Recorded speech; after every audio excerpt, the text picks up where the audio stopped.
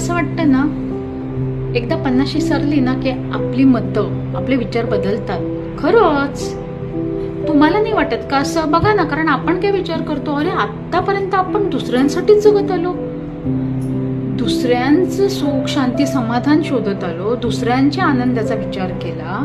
आपण असं बोललो तर ह्याला काय वाटेल, आपण तसं बोललो तर त्याला काय वाटेल, हाच विचार आपण करत आलो.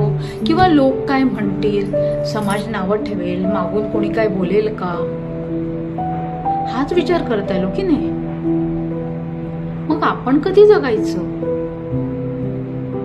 नाही, आता सगळं गेलं उडत. मला माझं माझं जगायचंय, मला माझा आनंद शोधायचाय, मला माझं सुख शांती समाधान हवंय.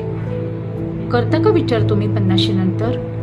अहो, जबाबदाऱ्या काय मरेपर्यंत संपतच नाही. आपण जगणार कधी? नाहीतर काय.